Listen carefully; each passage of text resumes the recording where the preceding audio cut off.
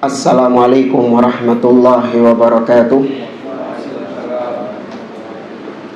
Innal hamdalillah nahmaduhu wa nasta'inuhu wa nastaghfiruh wa na'udzu billahi min shururi anfusina wa min sayyiati a'malina.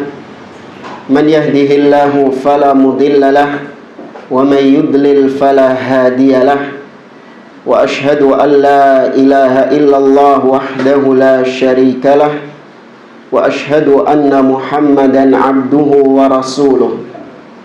Ya ayyuhalladzina amanu taqullaha haqqa tuqatih wa la tamutunna illa wa antum muslimun. Ya ayyuhan nasu taqu rabbakumul ladzi khalaqakum min nafsin wahidah wa khalaqa minha zawjaha wa batha minhuma rijalan katsiran wa nisaa'a wattaqullaha alladzi tasaaluna bihi wal arham innallaha kana 'alaikum raqiba. Ya ayyuhalladzina amanu taqullaha wa qulu qawlan sadida yuslih lakum a'malakum wa yaghfir lakum dhunubakum wa may yuti'illaha wa rasulahu faqad faza fawzan 'azima.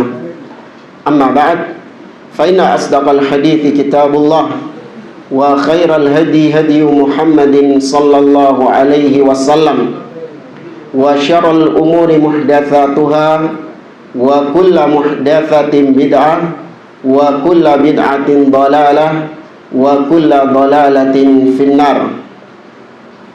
Ma'asyiral muslimin, ikhwani fillah, rahimani wa rahimakumullah.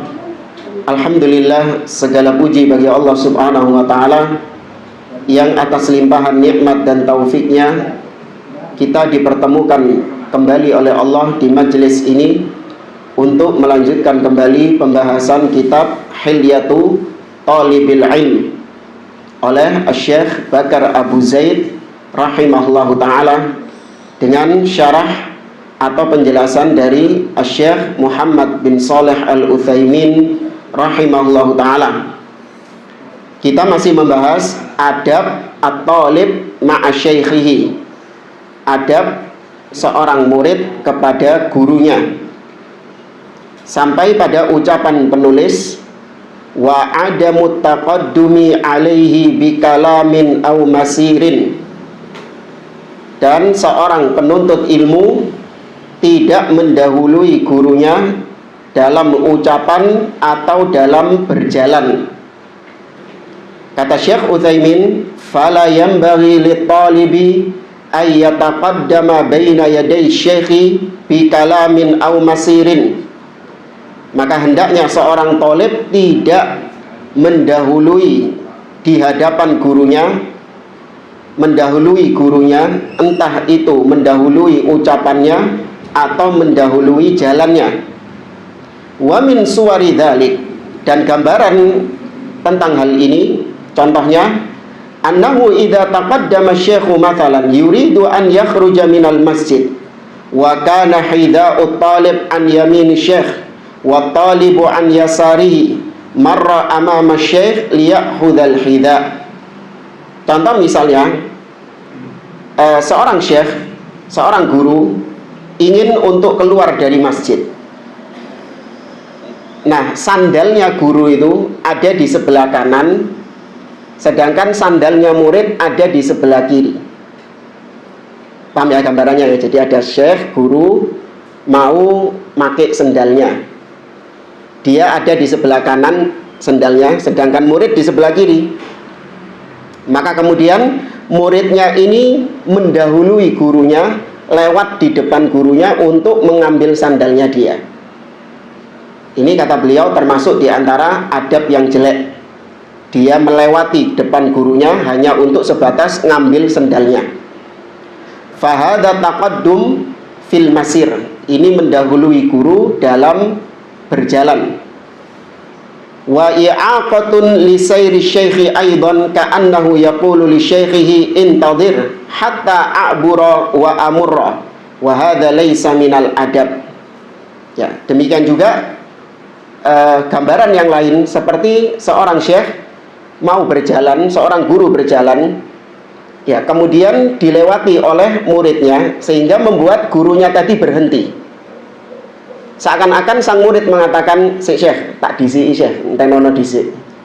Aku tak lewat, misalnya. Maka ini termasuk bukan adab yang baik kepada guru. Au iktsarul kalami indahu, atau memperbanyak ucapan di sisi guru, memperbanyak kalam. Ya, kakean ngomong istilahnya.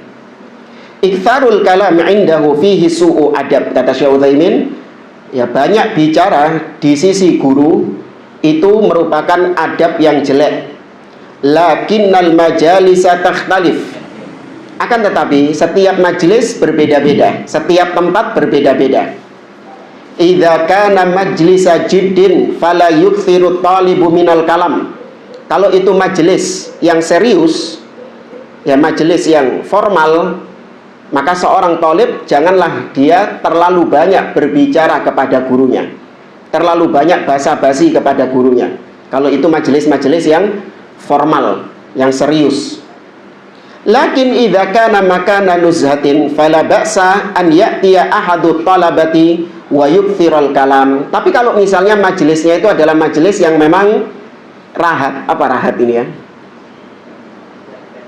Kalau bahasa orang Ampel itu rahat.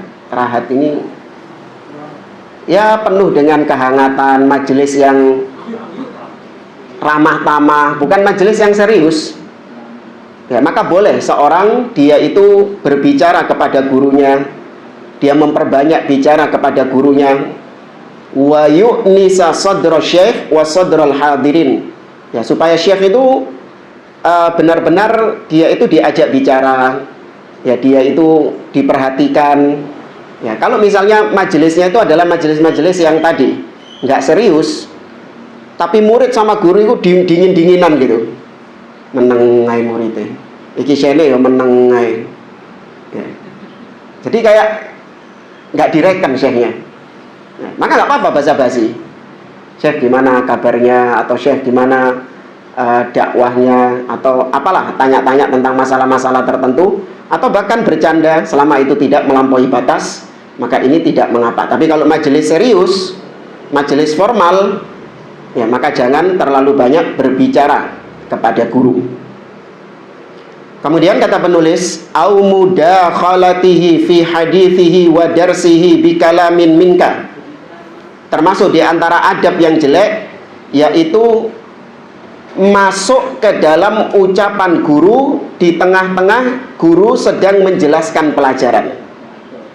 Jadi di tengah-tengah guru sedang menjelaskan pelajaran, tiba-tiba dia masuk ucapannya itu. Apa istilahnya?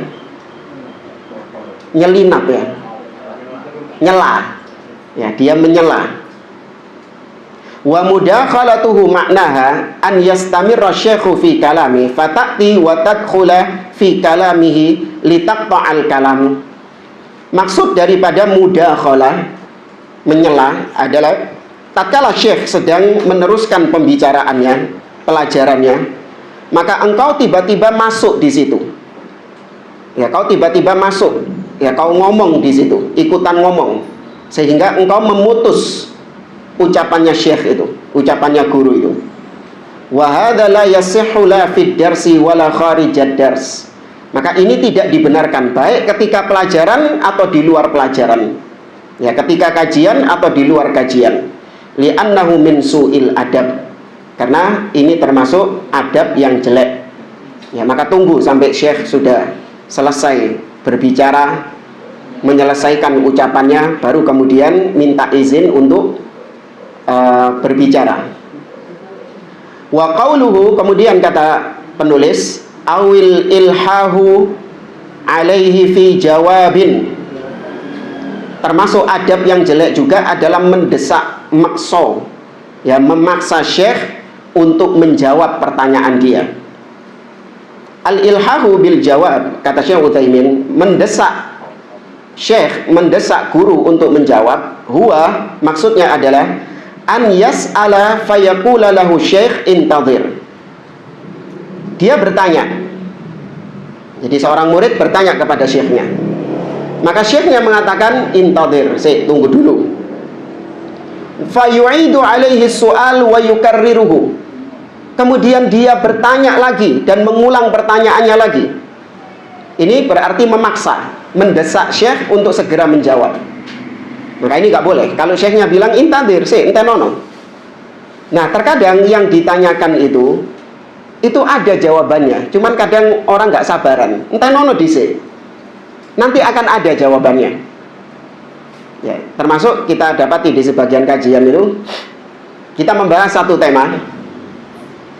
Misalnya tentang tauhid. Kita bahas tentang tauhid. Kita mulai tauhid rububiyah.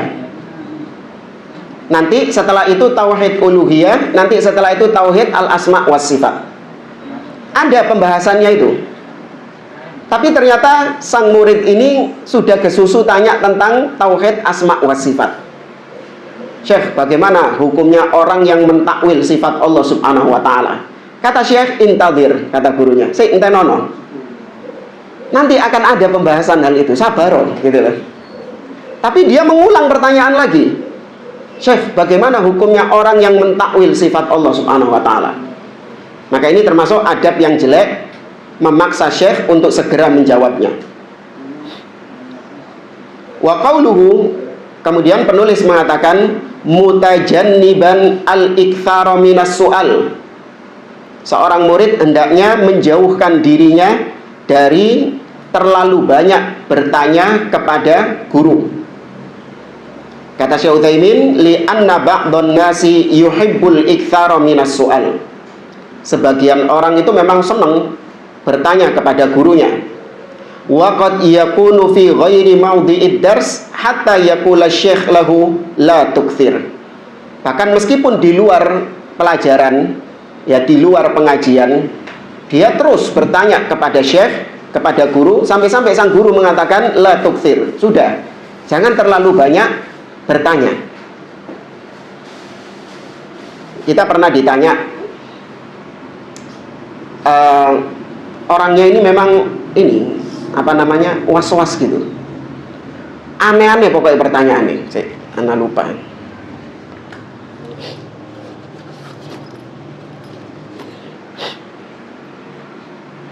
Pertanyaannya itu aneh-aneh. Jadi seakan-akan dia ini memang sepertinya ada penyakit was-was.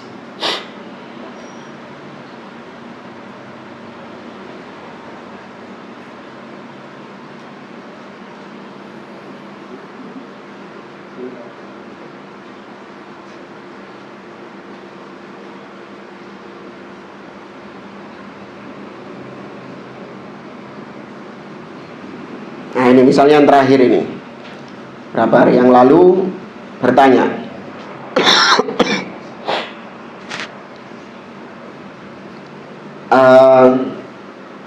dia bilang, ada Ustadz, ada orang suka bercanda. Dia bilang telingaku kelilipan, jadi bikin lapar. Kemudian saya tertawa mendengar ucapannya, telinga kok kelilipan. Apakah ini termasuk kesyirikan, Ustadz?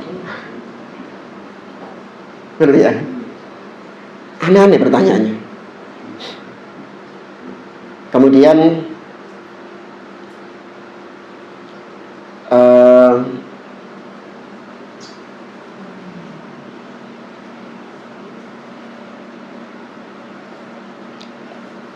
ya dia pernah sholat, kemudian setelah itu dia merasa bahwasanya dia itu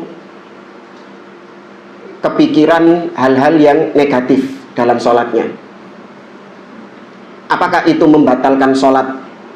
Jadi pertanyaan-pertanyaan yang sifatnya itu memang was-was, seakan-akan ketakutan yang luar biasa dalam dirinya itu. Ya, maka kita nasihati, jangan hal-hal sedikit-sedikit tanya hal-hal yang ya sekiranya itu bukan hal yang urgent. Kalau kau memang memiliki was-was seperti itu, harusnya diobati. Ya, hilangkan perasaan was-was demikian gitu. Baik. Kata beliau, la siyama ma'a syuhudil mala' fa inna hadha yujibu lakal ghurura wa lahul malal. Terlebih lagi ketika banyak orang yang melihatnya. Jadi jangan kau sering-sering bertanya kepada guru, apalagi di tengah-tengah banyak orang, karena itu akan membuat engkau ini seakan-akan pamer, tahu ya maksudnya ya.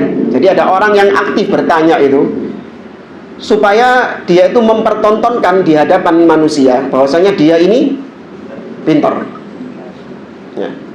Dan juga nanti akan menyebabkan gurunya bosan nanggapi dia.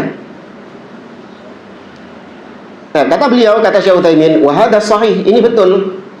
Fa idza kana al-alimu fi majlisin kabir wa tas'alu, apabila seorang guru berada di majelis yang dihadiri banyak orang, kemudian engkau bertanya, selesai dijawab kau bertanya lagi, wa ba'dun nas yukthiruna minal as'ilati 'ala syekh, dan itu juga terkadang diikuti oleh orang-orang yang lain.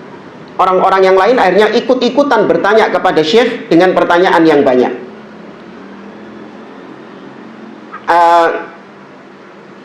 Hatta 'alal ma'idah, sampai ketika selesai pelajaran, kemudian syekhnya lagi makan, tetap ditakon-takon di sana. Fayas'alul awal, ada orang yang bertanya satu, fa idzan taha bada'at tsani yas'al, ini lagi makan ini. Ada orang tanya satu, selesai satu orang nanya, kemudian orang yang kedua. Wa idzan taha bada'at tsalitsu yas'al, ketika selesai orang yang kedua, datang orang yang ketiga. Wa hakadha fayakhruju syekh lam ya'kul minat ta'am li'annahu insyaghala bil ajwibah. Ya, selesai itu syekhnya keluar tanpa memakan apapun karena sibuk dengan pertanyaan. Ya, bahkan ini pengalaman pribadi. Kita pernah makan rawon, tidak salah. Rawon apa soto, lupa. Nah, itu banyak orang-orang bertanya. Ya tidak banyak sih, ya sekitar 4 atau 5 orang lah. Selesai ini nanya ini, selesai ini nanya ini, dijawab sama ini, kemudian disambung sama ini, terus gak mari-mari. Sampai apa? Adem dudui sama. Sampai dingin itu kuahnya itu. Ngendal. Ini yang tanya ini, entek kabeh wisan panganane. Ana belum entek iki panganane. Ya. Tapi gak masalah lah. Tapi kalau sama syekh yang lain jangan ya. Ya, berikan kesempatan kepada syekh untuk memakan makanannya. Ya. Kemudian kita lanjut ke, ada yang membaca ini. Ana baca Arabnya, antum baca terjemahnya. Yang lain masa Pak Hasan terus. Dekat sama mic. Nah. Baca. Betul. Atau antum yang bawa kitab terjemahnya.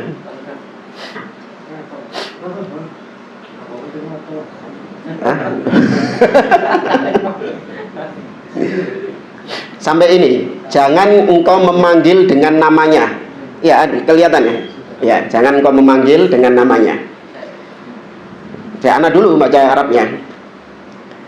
Kata Syekh Bakar Abu Zaid, wala tunadihi bismihi mujarradan au ma'ala qabihi ka qaulika ya syekhu fulan, bal qul ya syekhi au ya syekhana fala tusammihi fa innahu arfa'u fil adab wala tukhatibhu bita'il khitab au tunadihi min bu'din min ghairi tirarin.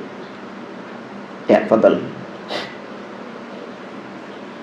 Jangan memanggil gurumu dengan menyebut namanya saja atau menyebut nama dan julukannya. Misalnya, wahai guru fulan, tetapi katakan wahai guruku atau wahai guru kami. Jangan menyebut namanya karena yang demikian itu lebih santun.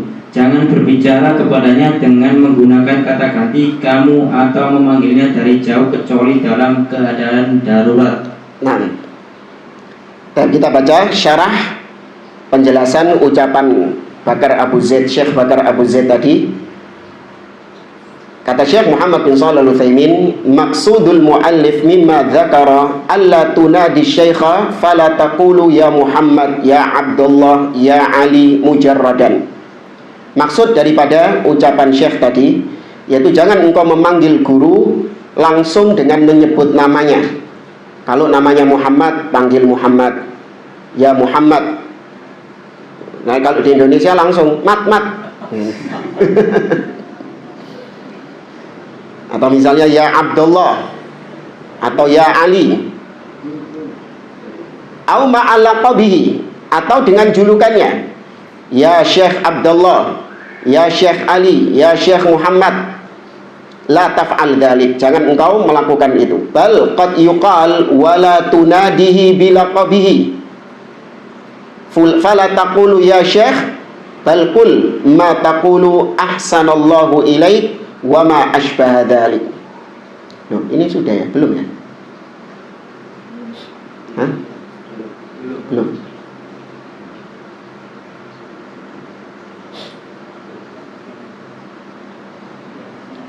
Baik. Maka jangan engkau memanggil gurumu dengan memanggil langsung namanya atau kau memanggil dengan julukannya. Akan tetapi katakan kepada dia, ahsanallahu ilaik, semoga Allah memperbagus keadaanmu, atau yang semisal dengannya. Kemudian kata Syekh Bakar, ya syaikhi au ya syaikhana fala tusammihi fa innahu arfa'u fil adab. Ucapkan wahai guruku atau wahai guru kami, ya maka jangan engkau menyebut namanya, karena itu lebih tinggi dalam adab. Wa yuqalu mithlu dzalik bin nisbati limunadati al-ab. Seperti ini juga berlaku pada memanggil ayah, ya memanggil orang tua. Yakni la tunadihi bismihi, jangan engkau memanggil orang tua dengan langsung menyebut namanya. Walakin hal yajuzu an tukhbira anhu bismihi taqulu qala fulan. Tapi bolehkah engkau menyebut namanya langsung tatkala engkau menginformasikan, mengabarkan? Contoh misalnya berkata Umar. Ya, Umar ini nama ayahnya, tapi dia langsung mengatakan berkata Umar. Dia nggak mengatakan berkata ayahku, tapi dia langsung menyebut namanya. Maka jawabannya, iya boleh. Ja'a anis sahabati radhiyallahu anhum annahum yusammuna aba'ahum. Ya, banyak riwayat dari para sahabat Nabi SAW, mereka menyebut nama bapaknya langsung. Ingat ya, menyebut, bukan memanggil. Ya, menyebut nama bapaknya langsung. Fayaqulu ibnu Umar, ya, Abdullah ibnu Umar, anaknya Umar ibnu Khattab, ketika meriwayatkan hadis dari bapaknya, dari Umar, beliau langsung mengatakan qala Umar. Ya, berkata Umar, nggak mengatakan qala abi. Memang ada sebagian riwayat mengatakan qala abi, haddatsani abi, telah menceritakan kepadaku ayahku. Tapi nggak masalah, karena ini dalam rangka mengabarkan, bukan memanggil. Kalau memanggil tetap tidak boleh langsung memanggil namanya. Fayuqal innal khabara ahwanu minan nida. Memanggil, menyebut itu lebih ringan daripada memanggil. Li'annaka law nadaita abaka fataqulu ya fulan sara min su'il adab. Karena apabila engkau memanggil ayahmu dengan langsung menyebut namanya, wahai fulan, maka ini adalah adab yang jelek. Lakin law qulta qala fulan, tapi kalau kau mengatakan qala fulan, maksudnya bapaknya, wa huwa masyhurun bi ilmin, ya, padahal dia adalah orang yang dikenal dengan keilmuannya, au imaratin, atau dia dikenal dengan kedudukannya, au ma asbaha dzalik, atau yang semisal dengannya, fa inna dzalika la yu'addu su'a adab, maka itu tidak teranggap sebagai adab yang buruk. Jadi misalnya meskipun bapak kita ini ustadz, bapak kita ini ulama, tapi ketika kita mengabarkan kepada orang berkata fulan, langsung menyebut bapaknya, maka ini bukan termasuk adab yang jelek. Falikulli maqamin maqal, setiap tempat itu ada ucapannya yang sesuai. Wa babut talab yajibu an yakuna asyadda fil ihtiram. Nah, maka memanggil ini lebih ditekankan untuk menghormati orang yang dipanggil, yaitu dengan tidak menyebut namanya langsung. Nah, kemudian tadi beliau mengatakan wala tukhatibhu bita'il khitab. Jangan engkau memanggil atau berbicara kepada gurumu dengan menggunakan tak. Maksudnya tak di sini kalau dalam bahasa Arab yang belajar sorof, tak itu maksudnya menunjukkan kamu. Seperti kalau kata kerja qala, ya, qala. Kalau kamu qulta, ngerti ya? Kalau qala dia berkata, kalau qulta engkau berkata. Maksudnya wa mithaluhu an taqula lil alim qulta kada wa kada. Misalnya gini. Seorang syekh, guru sudah menjelaskan pelajaran. Kemudian ada yang bertanya, wahai syekh, qulta kada wa kada. Tadi kau ngomong gini dan gini. Ngerti ya? Kalau diterjemahkan, wahai syekh, tadi kau mengatakan gini dan gini. Wa kadzalika qulta fid darsil madhi kada wa kada. Atau misalnya ada orang yang mengatakan, wahai syekh, engkau mengatakan pada pertemuan yang lalu begini dan begini. Fala yanbaghi an tukhatibahu bidzalik. Maka enggak boleh engkau berbicara kepada gurumu seperti itu. Li'anna fihi isa'ata adabin. Karena itu merupakan adab yang jelek. Wa fihi isy'arun bi adami ridhaka an qauli. Dan di situ ada unsur bahwa engkau enggak terima dengan ucapannya syekh itu, ucapannya guru itu. Ya kan, ada unsur kayak gitu. Jadi ketika syekh menerangkan, misalnya ada seorang guru menerangkan tentang syiriknya meminta-minta kepada kuburan. Nah, ono sing gak terima. Salah satu jamaah gak terima. Ustaz, antum tadi bilang kalau minta-minta ke kuburan itu syirik. Nah, ini kan sudah jelas kalau dia apa? Membantah, gak terima. Ya jelas namanya orang gak terima ya gak ono adabe. Ya, tapi kalau antum tidak demikian, maka jangan mengatakan seperti itu kepada guru. Wahai Ustadz, ya, antum bilang, berkata begini, begini, dan begini. Wa tariqatus shahihah. Nah, bagaimana cara yang baik, cara yang benar? Yaitu dengan mengatakan naqulu qulna kada wa kada. Au marra alaina kada wa kada. Katakan kepada guru, wahai syekh, kita kemarin telah mempelajari ini dan ini. Kita telah melewati bab ini dan ini. Pada pertemuan yang lalu kita telah membahas ini dan ini. Jadi disandarkan kepada siapa? Kami, kita. Ya. Misalnya tadi masalah tauhid. Pertemuan yang lalu membahas tentang tauhid rububiyah. Maka ada yang bertanya, Ustadz, pada pertemuan yang lalu kita membahas tauhid rububiyah. Kemudian dijelaskan di situ bahwasanya Allah Subhanahu wa taala yang menciptakan, Allah yang memberi rizki. Nah, gitu. Jangan mengatakan, Ustadz, ya pertemuan yang lalu antum ngomong begini, begini dan begini. Paham ya maksudnya ya? Iya. Fahadha la yaliku ma'asyekh. Maka ini nggak pantas buat syekh. Ya, ingat ya, nggak pantas buat siapa? Buat syekh. Ya, buat anak nggak apa-apa. Iya. Au tunadihi min bu'din anit tirarin. Tadi kata Syekh Bakar Abu Zaid, di antara adab yang jelek adalah engkau memanggil syekh dari kejauhan tanpa ada kebutuhan yang darurat. Ya, tanpa ada kebutuhan yang darurat kau manggil-manggil syekh dari kejauhan. Kata Syekh Utsaimin, wa mithaluhu, contohnya, law kana syekh fi aqsa syari' Ya, seandainya syekh ada di ujung jalan. Fatakul, kemudian kau berada di ujung jalan satunya. Kemudian kau mengatakan, ya syekh, woi syekh, ustaz. Gitu. Fahadha la yasluh, maka ini tidak dibenarkan.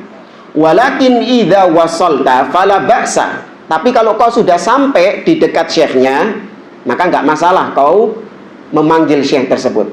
Ya syekh, wahai syekh, gitu. Illa min darurah, kecuali kalau kondisinya darurat. Idza kana hunaka daruratun bihaitsu hunaka khatarun 'ala syekh ka an takuna amamahu hufratun aw sayyaratun aw asya yukhafu 'alaihi minha fala ba'sa an tunadiyahu min ba'id. Kecuali kalau kondisi sedang mendesak. Misalnya ya, syekhnya lagi jalan.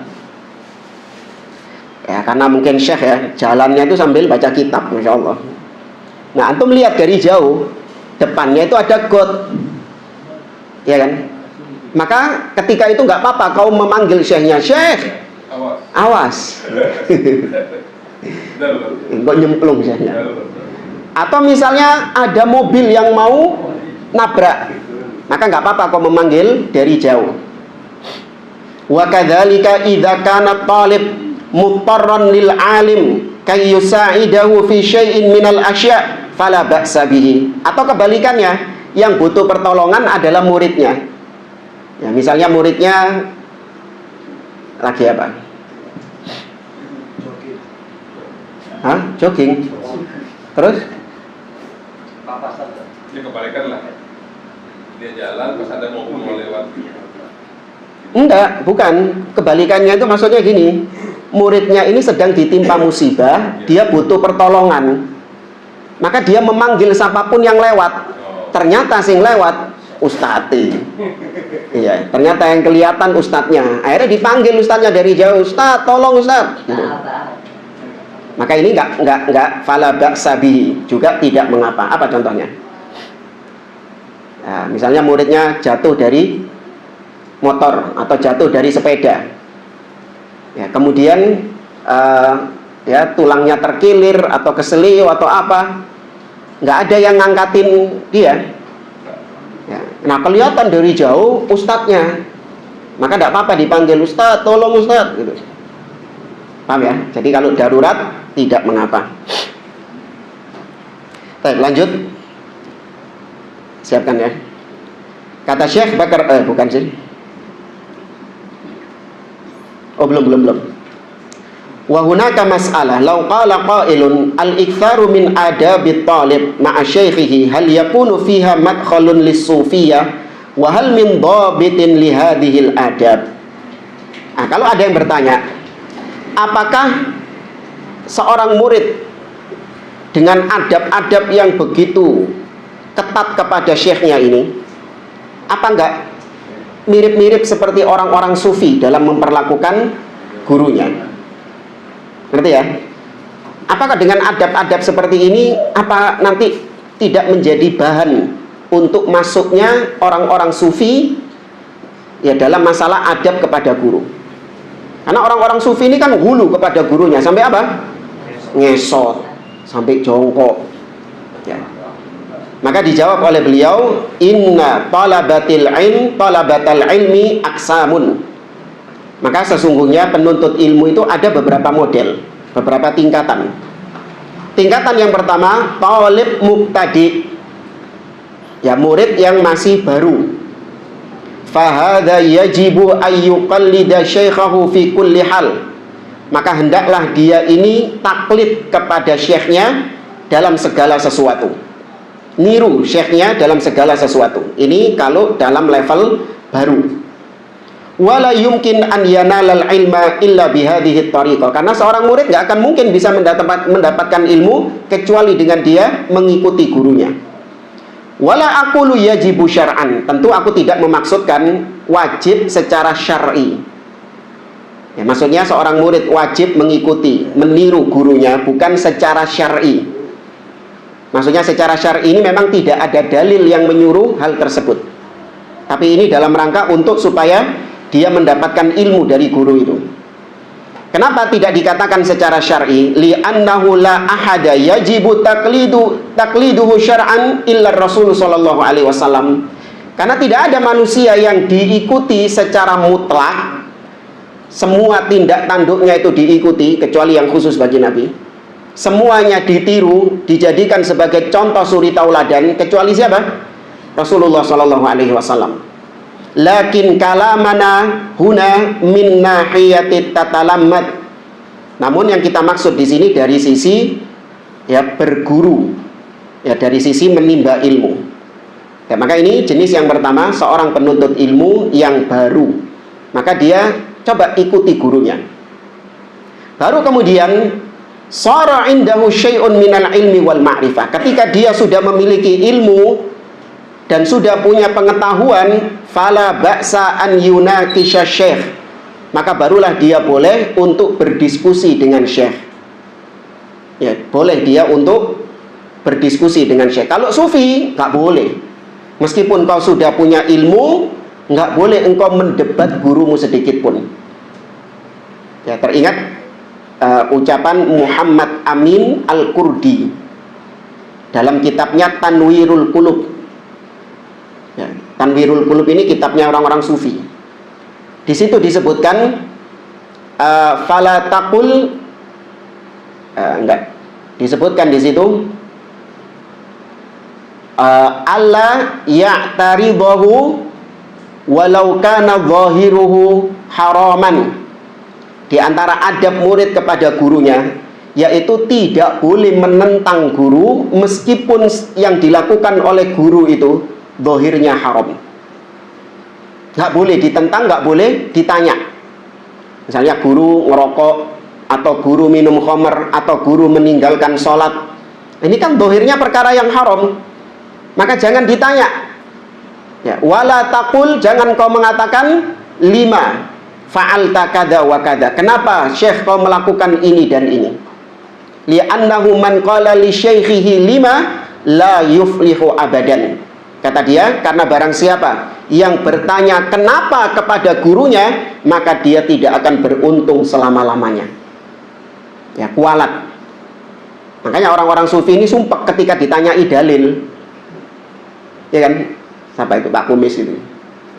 Sumpah. Dia bilang, ya, ini jamaah sekarang ini dikit-dikit tanya dalil, dikit-dikit tanya dalil. Ya, sumpah dia. Karena pengajaran yang dia lakukan adalah wis trimon opo jari ustad, opo jari guru. Ya, jangan kemudian sok-sokan bertanya tentang dalil. Alhamdulillah. Ya, maka nggak boleh mengkritisi guru, itu nggak boleh. Bahkan di kalimat berikutnya dia mengatakan wal takun inda syekhika kal mayyit indal mughassil. Hendaklah engkau menjadi di hadapan gurumu seperti seorang jenazah di sisi pemandi jenazah. Yuqallibu kaifa yasha wa la yutawi'. Jenazah dibolak-balik seperti apapun sama yang mandikan. Berontak apa ndak? Berontak medeni jamaah. Seurip berarti. Iya. Maka di situ mereka menekankan murid itu harus seperti mayit sama gurunya. Makanya dari sini mereka gampang untuk membodoh-bodohi muridnya dengan alasan untuk mencari keberkahan kepada gurunya. Ya, sampai akhirnya dilecehkan, ya, diperkosa, ya, disodomi dan yang lainnya. Itu semua dengan alasan apa? Gak boleh ngelawan kepada guru, harus nurut kepada guru demi mendapatkan ilmu, demi mendapatkan keberkahan. Nah, maka jauh berbeda antara adab yang diajarkan oleh Ahlus Sunnah dengan adab yang diajarkan oleh Sufi. Ahlus Sunnah pertengahan, betul guru itu dihormati, namun tidak boleh hulu kepada guru. Ya, ketika guru salah nanti akan disampaikan, ya tetap harus disalahkan. Ya, nggak boleh dibela mati-matian. Bahkan ketika nanti guru menyimpang, maka harus ditinggalkan gurunya. Nggak boleh dibela mati-matian. Kalau ahli bid'ah enggak, ya meskipun gurunya syirik, meskipun gurunya kufur, meskipun gurunya bermaksiat, tetap enggak boleh ditentang, enggak boleh disalahkan. yang menyalahkannya, oh ini tidak akan beruntung selamanya, alias kualat sama gurunya. Naudzubillah.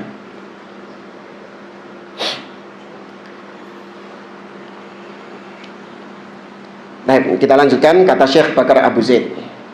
Antum baca terjemahnya. Wanzur ma dzakarahu Allah Ta'ala minad dalalati 'alal adabi ma'a muallimin nasil khaira sallallahu alaihi wasallam fi qawlihi la taj'alu du'a ar-rasuli ka du'a la taj'alu du'a ar-rasuli bainakum ka du'a'i ba'dikum ba'dha. Al-ayat. Dibaca. Perhatikan petunjuk yang disebutkan oleh Allah Subhanahu wa Ta'ala tentang adab kepada guru yang mengerjakan kebaikan kepada seluruh manusia, yaitu Nabi Muhammad SAW. Dalam firman-Nya, jangan kau jadikan panggilanmu kepada Rasul seperti panggilan sebagian kamu kepada sebagian yang lain. Surat An-Nur. Baik. Kita baca penjelasan dari Syekh Bakar Abu Zaid, Syekh Utsaimin rahimahullah. Kata beliau, hadhil ayah lil ulama'i fi tafsiriha qaulan. Ayat tadi surah An-Nur ayat 63 itu ada dua penafsiran dari ulama. Penafsiran yang pertama, al-qaulul awal la tunaduhu bismihi kama yunadi ba'dukum ba'dha. Wa hadha huwal ma'na alladhi saqaha al-muallifu min ajlihi. Tafsir yang pertama, la taj'alu du'a ar-rasuli bainakum ka du'a'i ba'dikum ba'dha. Jangan kau jadikan panggilan kepada Rasul seperti panggilan antara sesama kalian. Yani maksudnya, jangan kau memanggil Rasul dengan namanya langsung. Sebagaimana para sahabat kalau memanggil sahabat yang lain langsung apanya? Langsung namanya. Maka dalam ayat ini, dan ini memang yang diinginkan, makna ini yang diinginkan sama penulis, sama Syekh Bakar Abu Zaid, karena sedang membahas tentang adab kepada guru. Allah di sini mengajarkan adab kepada guru, dan guru yang dimaksud di sini adalah gurunya semua kaum muslimin. Siapa yang dimaksud? Gurunya semua kaum muslimin? Rasulullah SAW. Yaitu jangan memanggil beliau seperti kalian memanggil sesama kalian. Ini tafsiran yang pertama. Tafsiran yang kedua, la taj'alu du'aahu iyyakum ka du'ai ba'dikum ba'dha bal 'alaikum an tujibuhu wa an tamtathilu amrahu wa tajtanibu nahyahu bi khilafi ghairi fa ghairuhu idza da'aka in syi'ta fa'ajib wa in syi'ta fala tujib. Tafsiran yang kedua, jangan engkau menjadikan panggilan Rasul kepada kalian itu seperti panggilan orang lain kepada kalian. Kalau yang pertama tadi, kita yang memanggil Rasul. Jangan kita memanggil Rasul seperti kita memanggil teman kita. Nah, kalau yang kedua, jangan samakan temanmu manggil engkau dengan Rasul yang memanggil engkau. Kalau Rasul yang memanggilmu, kau wajib untuk menjawabnya. Apabila itu perintah, wajib kau kerjakan. Apabila itu larangan, wajib kau tinggalkan. Sedangkan temanmu atau siapa orang lain, kalau manggil engkau, nggak harus dijawab. Kalau dia memerintahkanmu, nggak harus juga kau kerjakan. Kalau dia melarangmu, nggak harus kau tinggalkan. Kan gitu kan. Misalnya antum ditelepon sama teman antum, wajib diangkat teleponnya? Nggak wajib. Tapi seandainya ditelepon sama Rasul, wajib diangkat sama. Nggak oleh. Oh Rasul. Misalnya loh ya, wis ono. Ini juga berlaku ternyata buat siapa yang seperti ini. Bahkan kalau sholat, ya, ana lupa nama sahabatnya siapa. Ada di tafsir tafsir surat Al-Fatihah oleh Syekh Muhammad bin Jamil Zainu. Ana lupa nama sahabatnya siapa. Dia sholat sunnah. Kemudian dia dipanggil oleh Rasul SAW dan dia tidak menjawab panggilan itu. Maka kemudian ditegur oleh Rasul Shallallahu Alaihi Wasallam bahwasanya tidak boleh seorang ketika dia melaksanakan sholat sunnah, tapi ternyata dia dipanggil oleh Rasul dan dia tidak menjawab panggilan tersebut, harus dibatalkan sholatnya, kecuali kalau sholat wajib. Nah, yang seperti ini juga berlaku buat siapa? Orang tua. Dari kisah apa ini? Juraij, ya, dari kisah Juraij. Baik. Walihada qala al-ulama, inna nabiyya sallallahu alaihi wasallam idza da'al insana wa huwa fi salatin wajaba alaihi an yujibahu walau qata'aha.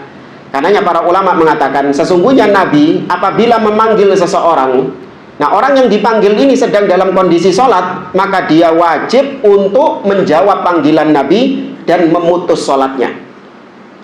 Fa'alal qawli bi annal ma'na la tunaduhu bismihi kama yunadi ba'dukum ba'da yakunu du'a mudhafah ilal maf'ul, yakni la taj'alu du'aakum ar-rasula ka du'ai ba'dikum ba'da. Maka yang berpendapat bahwa makna ayat tadi, jangan engkau memanggil Nabi dengan namanya sebagaimana engkau memanggil teman kalian, maka berarti yang dimaksud doa itu adalah panggilan. Ya, jangan panggilanmu kepada Rasul seperti panggilanmu kepada sesama kalian. Wa idza qulna du'aur rasul, yakni idza da'akumur rasulu fa'ajibu, takunu mudhafatan ilal fa'il. Nah, ini sudah kita bahas. Baik, kemudian kita lanjutkan ucapan Syekh Bakar Abu Zaid. Wa kama la yaliku an taqula li walidika dzil ubuwati atiniyati ya fulan au ya walidi fulan fala yajmulu bika ma'a syaikhika. Baik, dibaca. Tidak sepatutnya engkau memanggil ayah kandungmu dengan panggilan wahai fulan atau wahai ayahku fulan. Begitu pula halnya tidak baik jika kau memanggil gurumu seperti itu. Baik, Anda rasa penjelasan Syekh Utsaimin juga tidak terlalu banyak karena jelas ya kalimatnya. Jangan engkau memanggil ayahmu sebagaimana jangan engkau memanggil ayahmu dengan menyebut namanya langsung, maka jangan pula engkau memanggil syekh atau guru dengan menyebut namanya langsung. Kemudian kata Syekh Bakar Abu Zaid, wal tazim tawqiral majlis wa idharas sururi minad darsi wal ifadati bihi wa idza bada laka khata'un minasy-syekh aw wahmun fala yuskithu dzalik min ainika fa innahu sababun li hirmanika min ilmi wa man dzalladzi yanju minal khata'i saliman. Baik. Berusahalah menghormati forum belajar, menunjukkan rasa gembira terhadap pelajaran dan mengambil manfaat darinya. Jika engkau mengetahui kesalahan atau kekhilafan guru, jangan sampai hal itu menjatuhkan kedudukannya di matamu, karena sikap itu akan menyebabkanmu terhalang dari mendapatkan ilmunya. Siapakah orang yang bisa sama sekali bersih dari kesalahan? Baik. Jadi di dalam ucapan beliau ini, beliau memerintahkan kepada para talib untuk tetap menghormati guru, meskipun guru itu memiliki kekeliruan atau kesalahan. Tapi nanti ini dirinci ya, kekeliruan atau kesalahan ini dalam bab apa ya, bukan penyimpangan, bukan kesesatan, bukan kebid'ahan, apalagi kesyirikan atau kekufuran. Ini beda. Ini kekeliruan-kekeliruan yang sifatnya silap, khilaf ya, karena manusia kullu bani Adam khata' ya, mungkin guru punya kekeliruan, misalnya apa, membentak ya, keselio lidah atau membentak muridnya, atau mungkin apa misalnya gurunya utang lali gak dibayar misalnya. Ya intinya kekeliruan yang sifatnya ketergelinciran, bukan kekeliruan yang sifatnya kesesatan. Ya, bedakan watak sama watu. Nah, ini watak, ini watu ini. Dan kita baca saja penjelasan dari Syekh Utsaimin. Kata beliau, wa hadza aidan muhimun. Nah, ini juga penting. Antub dia surura minad dars wal ifadati bihi. Engkau menampakkan kegembiraan, menampakkan excited.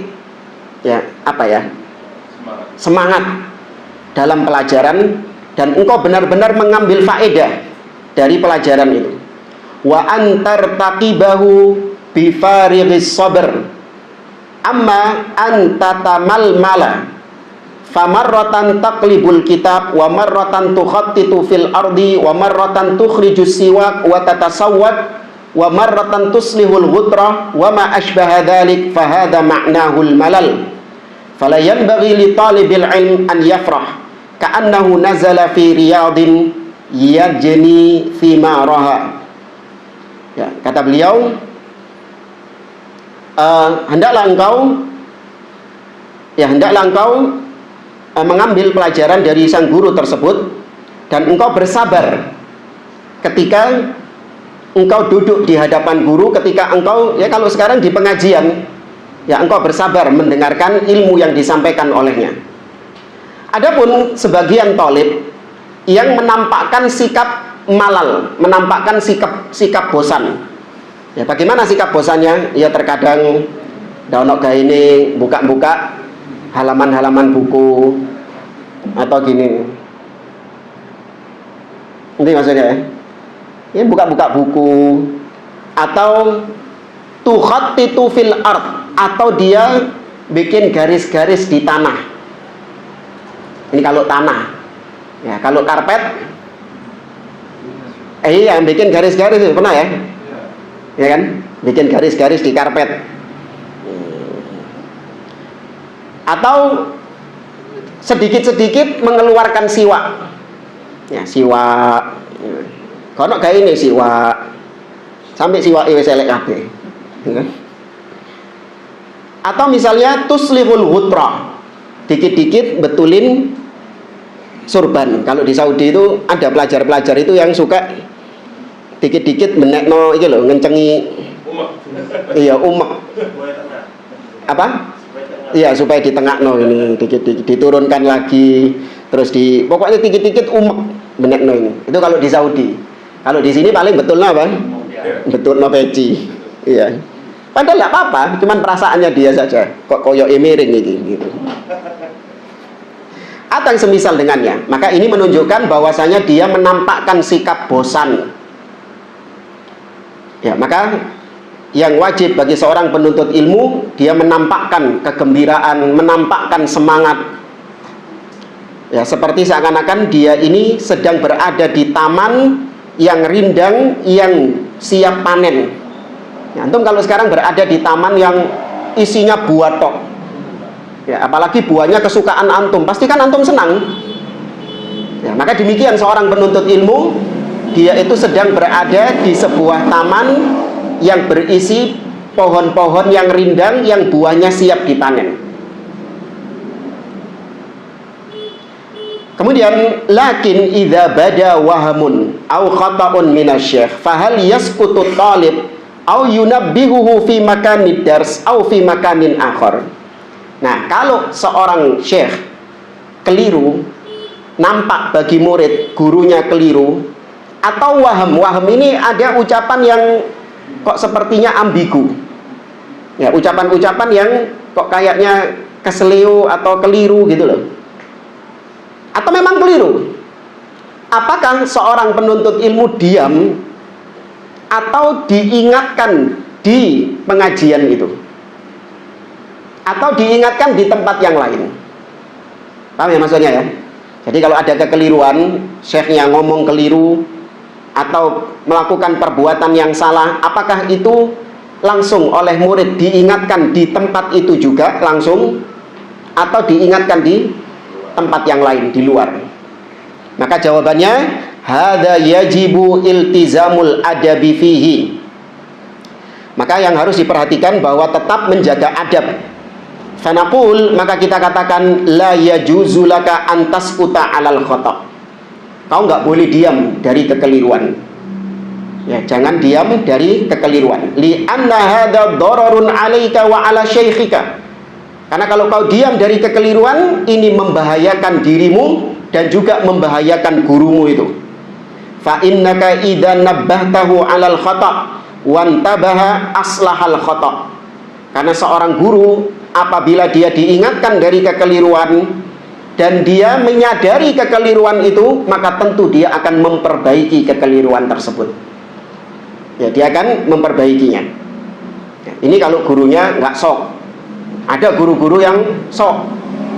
Ketika diingatkan, ya, bahwasanya apa yang kau ucapkan ini keliru, salah, marah brayer. Ya, ente ini tahu apa? Iya, anak ini sudah belajar puluhan tahun. Padahal dia sadar kalau dia salah, cuman saking ngopo gengsi. Mosok diiling nombek muridku. Emang kenapa? Kullu bani Adam khata'. Kalau memang itu kekeliruan, akui sebagai kekeliruan. Jangan malu, meskipun yang mengingatkan adalah seorang murid yang mungkin ilmunya jauh di bawah. Dan juga bukan berarti seorang murid yang mengingatkan gurunya merasa dia lebih pintar dari gurunya. Nah, antum misalnya ya, di hadapan antum ini ada syekh. Siapa yang kemarin datanglah, Syekh Abdul Malik Ramadhani. Ya, kemudian antum misalnya mendapati syekh ini, ya mungkin tanpa dia sadari, ya keliru, beliau minum dengan tangan kiri. Misalnya ya, kita nggak menuduh syekh minum dengan tangan kiri, karena kita selama membersamai beliau luar biasa adabnya. Tapi katakanlah demikian gambarannya. Maka antum ingatkan syekh, antum tadi minum dengan tangan kiri. Maka kalau syekhnya tadi benar-benar ingin atau benar-benar ngeh, maka dia akan perbaiki itu dan mengucapkan terima kasih kepada muridnya. Jazakallah khair, sudah diingatkan. Dan bukan berarti antum yang mengingatkan tadi, apakah berarti antum merasa lebih apa? Lebih berilmu daripada syekhnya. Karena sekarang gitu. Jadi ketika kita mengkritik atau menasehati seorang syekh atau membenarkan, membetulkan seorang guru, maka kita sudah dituduh meminteri gurunya, meminteri syekhnya. Oh niku sik opo kon iki? Nguyu sik durung kenceng, sik miring-miring misalnya. Bilang ini sik mambu kencur. Sudah menasehati yang tingkatnya doktor. Kalau memang dokter apa maksum kan? Ya, kalau emang dokter kenapa maksum? Nggak bisa salah gitu. Maka naudzubillah. Wa kadzalikal waham faqad yatawahham wa qad yasbiqu lisanuhu ila kalimatin la yuriduha fala budda minat tanbih. Terkadang syekh mengucapkan suatu ucapan yang itu merupakan sabqul lisan. Sabqul lisan itu adalah ketergelinciran lidah. Karena mungkin syekhnya ngomongnya cepat, atau mungkin syekhnya itu sedang nggak fokus, gurunya sedang nggak fokus, sehingga apa yang diucapkan sama dia tanpa dia sadari, dia mengucapkan sesuatu yang salah. Ini pengalaman pribadi, mungkin sekitar tahun berapa ya? Ya 2016, 2017, ya, sekitar tahun itulah. Kita pernah kajian membahas tuduhan salah seorang kepada Syekhul Islam Ibnu Taimiyah. Antum ada yang tahu namanya siapa? Jadi dia ini menuduh Syekhul Islam Ibnu Taimiyah, mengatakan di Damaskus itu Syekhul Islam Ibnu Taimiyah pernah berkhutbah. Kemudian Syekhul Islam Ibnu Taimiyah mengatakan, innallaha yanzil kama anzil minal mimbar. Sesungguhnya Allah turun seperti turunku dari mimbar ini. Ya, kata orang ini. Nah, orang ini itu adalah traveler, pengembara, yang dia ini mencatat apa yang dia dapati di negeri-negeri itu, kemudian dia tuliskan dalam buku. Nah, ketika di kota Damaskus, ngakunya dia melihat Syekhul Islam Ibnu Taimiyah ngomong kayak gitu. Ada yang tahu siapa namanya? Ibnu Battuta. Anak keliru ngomong Ibnu Battah. Tahu Ibnu Battah? Seorang ulama ahlu sunnah, penulis kitab Al-Ibanah. Ada Al-Ibanah Kubra, ada Al-Ibanah Sughra. Keliru ngomong Ibnu Battah. Ya, kemudian ini kan direkam. Ya, direkam, untungnya nggak live. Akhirnya setelah itu kita dikasih tahu, ada yang tanya tadi, Ustaz, tadi antum menceritakan Ibnu Battuta. Iya, Ibnu Battuta. Tapi wallahu a'lam, ana dengarnya tadi Ibnu Battah. Mosok sih? Iya. Coba nanti tak dengar rekamannya. Ternyata waktu dipublis, direkam, iya Ibnu Battah. Langsung tak telepon arek-arek, tak ngomong buset. Iya, langsung buset-buset ini. Ya namanya ketergelinciran.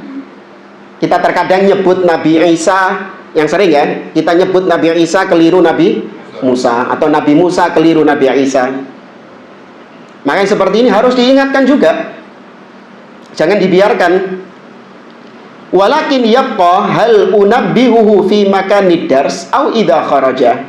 Nah, sekarang masih muncul pertanyaan, apakah aku harus mengingatkan guru ketika di tengah pelajaran itu, atau nanti setelah selesai kajian? Maka jawabannya yumbaru lil qara'in. Maka lihat dulu kasusnya apa. Faqad taqtadil halu an tunabbihahu fid dars ka hali man indahu musajjil fa idza lam yuslihil khata' fi hinihi nushira hadzal ilmu 'alal khata'. Contoh misalnya, kalau memang harus diingatkan, dikoreksi ketika itu juga, maka harus dikoreksi ketika itu juga. Seperti misalnya ada yang ngerekam, apabila tidak diingatkan saat itu juga, kemudian rekamannya tersebar, maka berarti menyebarkan kekeliruan. Paham ya, Ma ya? Jadi nggak apa-apa, dikoreksi. Ya, saat itu juga. Bahkan kita pernah mengoreksi guru kita. Ya, tapi kalau kebetulan deket ya. Kalau jauh, ya nanti susah teriak-teriak. Akhirnya bikin gaduh. Pernah kita deket sama ustadz kita, beliau salah menyebut salah seorang gembong takfiri di zaman sekarang yang bernama Abu Muhammad Al-Maqdisi. Abu Muhammad Al-Maqdisi ini, dia itu nulis kitab, judulnya Al-Kawashiful Jaliyah fi Takfiri Daulatis Saudiyah. Ya, Al-Kawashif Al-Jaliyah, sebuah penyingkap yang terang benderang menyingkap tentang kafirnya negeri Saudi. Judulnya wis apa? Serem wis. Ya, menyingkap kafirnya negeri Saudi. Nah, ketika beliau menyebutkan nama penulisnya, beliau mengatakan Abu Maqdisi. Ya. Akhirnya salah pertama. Kedua, beliau menyebutkan lagi Abu Maqdisi, Abu Maqdisi. Nah, maka langsung kita ingatkan bahwasanya yang betul Abu Muhammad Al-Maqdisi. Dan beliau menerima. Naam, Abu Muhammad Al-Maqdisi, jazakallahu khairan. Ya, maka seorang guru tidak anti apabila dibenarkan. Kalau memang itu harus dibenarkan saat itu juga, maka dibenarkan, dikoreksi ketika di pengajian itu. Fa idza lam yuslihil khata' fi hinihi amma law kanatil mas'alatu la yahduruha aw lam yasma' hadzal wahma awil khata' illa tullab fa inna minal alyaqi alla tunabbiha syekh fi makanid dars bal idza kharaja taltazimul adaba ma'ahu wa tamshi ma'ahu wa taqulu sami'tu kada wa kada fala adri awahimtu ana fis sam'i am anna syekha akhta. Tapi kalau misalnya antum memang tadi mendengarnya mungkin agak jauh, atau antum mendengarnya via online yang antum sinyalnya juga pedot-pedot, gitu kan. Maka kalau yang seperti ini nggak bisa antum langsung mengoreksi di majelis itu. Nanti mungkin kalau antum ada kesempatan bertemu dengan guru, baru antum tanyakan. Kemarin aku mendengar ya kajian, apakah wallahu a'lam, apakah saya yang salah dengar ya, atau memang ya tadi suaranya yang putus-putus, yang aku dengar adalah begini, begini dan begini. Ya, maka ini dikoreksi di luar majelis.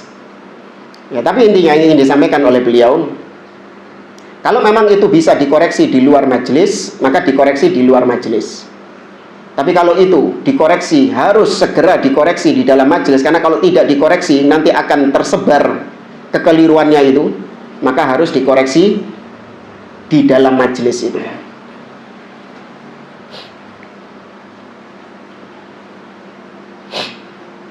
Fatanbihu 'alal khata' wal wahmi hukmuhu wajib wala budda minhu. Maka mengingatkan guru dari kekeliruan, maka ini hukumnya wajib dan harus. Li'anna sukuta idrarun bit talib wa idrarun bil muallim. Karena diam dari kekeliruan guru, dari ketergelinciran guru, itu bisa membahayakan para penuntut ilmu dan juga bisa membahayakan sang guru tersebut. Lakin yakunut tanbihu hasbama taqtadihil hal. Namun mengingatkan guru itu disesuaikan dengan kondisinya masing-masing. Wa ala kulli hal kama qala al-muallif la yanbaghi lil insan an yuskita syaikha an ainihi bi khata'in min alfi isabah. Yang penting kata beliau tadi, jangan seorang murid itu ketika gurunya keliru ngomong, tergelincir ngomong, atau keliru berbuat ketergelinciran, keseleo, ya keserempet atau apalah yang semisal dengan itu, jangan kemudian dia sudah tidak lagi memandang gurunya sebagai orang yang dihormati. Enggak, tetap dia memandang gurunya sebagai orang yang dihormati. Ini kalau watuk. Nah, sekarang watak. Perhatikan kalau watak. Amma law kana katsirul khata'. Tapi kalau gurunya itu kakean salah, ya, kullama takallama yukhti, setiap ngomong apa wae mesti keliru, mesti fales. Fahadza la yanbaghi an yakuna syaikhan. Maka orang seperti ini enggak layak jadi guru. Hadza yanbaghi an yakuna muta'alliman qabla an yakuna mualliman. Orang yang seperti ini cocoknya belajar lagi, jadi murid lagi, daripada langsung kesusu jadi guru, langsung kesusu ngajar. Ya. Jadi ada sebagian yang katanya ustadz itu setiap kali berkata apapun dalam permasalahan apapun mesti menyimpang, sesat ucapannya. Berarti itu bukan watuk, itu memang apa? Wataknya dia memang. Ya, karena memang ada kesesatan di dalam dirinya, maka apapun yang diucapkan pasti mengandung kesesatan. Maka yang seperti ini dia nggak layak menjadi guru, bahkan harusnya dia belajar jadi murid lagi. Kalau penyakit itu tadi watak sama watuk, ada orang yang watuk, tapi watuknya itu bukan dari penyakit. Ya mungkin karena keselak, atau mungkin karena apa, kesedak, maka batuknya itu biasa. Gitu. Dan itu sesekali. Maka antum yang ada di sebelahnya, ya tidak apa-apa, nggak masalah. Ini bukan penyakit kok, ini kesedak dia. Tapi kalau di sebelah antum ada yang watuk-watuk terus, gitu, antum nyingkri apa gak? Nyingkri, wih bahaya ini, ngalih aja gitu. Penyakit ini. Iya, ini batuknya bukan batuk kesedak ini, tapi memang karena penyakit, karena virus. Maka antum menghindar. Ya, demikian juga seorang guru, kalau antum dapati guru ini setiap kali ngomong keliru terus, ngawur kalau ngomong tanpa dilandasi ilmu, maka sudah ngalih, nggak layak ini diambil ilmunya. Namun kalau sesekali sang guru tadi keliru, keseleo, dan kalau dikoreksi juga rujuk dari kekeliruannya, maka seperti ini jangan sampai Anda menjatuhkan beliau sebagai guru. Ya, tetap hormati beliau. Wallahu a'lam bishawab. Kalau ada mau ditanyakan silakan.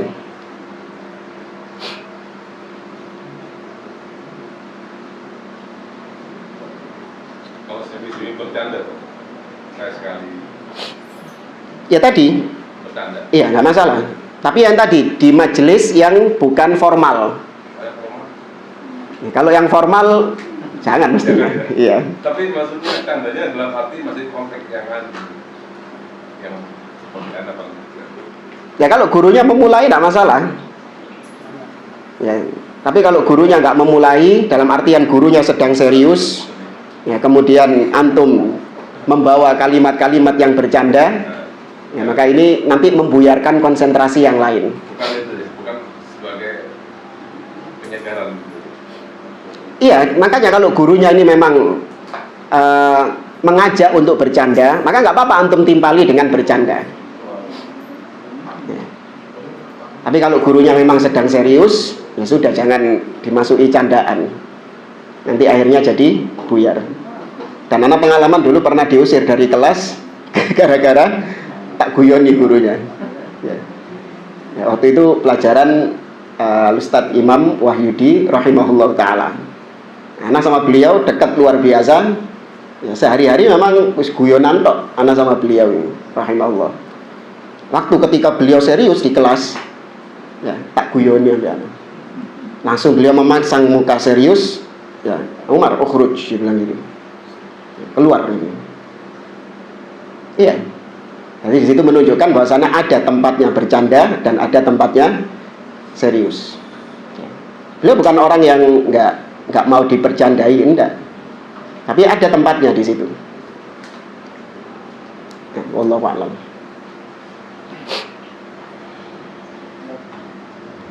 Kalau ada teman kalau setiap kali dia duduk kerja di majelis terus sholat itu mesti kebawangan terus karena dia itu tidur kan. Kalau kerja dia itu tidur, kalau kajian itu tidur, kalau sholat juga itu kalau itu tidur kan, tidur karena dia bangun lagi itu ya. Itu gimana sholatnya kan? Yang ditanyakan sholatnya ini. Iya. Ada khilaf di antara para ulama tentang miqdarun naum, kadar tidur yang membatalkan wudhu. Ini memang ada khilaf di antara para ulama. Kalau mengambil pendapat yang paling streng, ya sekedar saknyuan, ya itu sudah dianggap batal wudhunya. Ya, maka kalau mengambil pendapat itu ya sholatnya batal.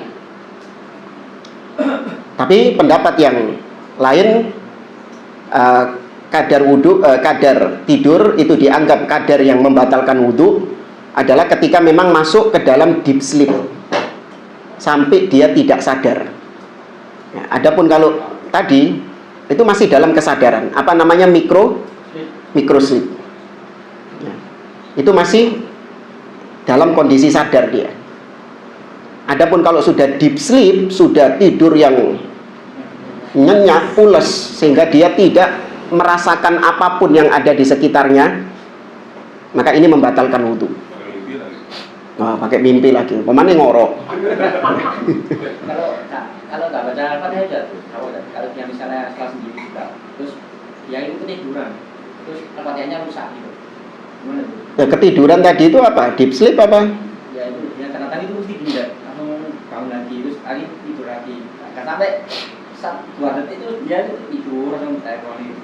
Ya, micro sleep. Ya, kalau dia sadar bahwasanya Al-Fatihahnya belum sempurna, ya disempurnakan.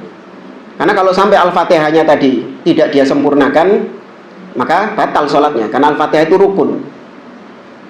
Ya, rukun. Kalau ditinggalkan maka semuanya sholatnya tidak sah.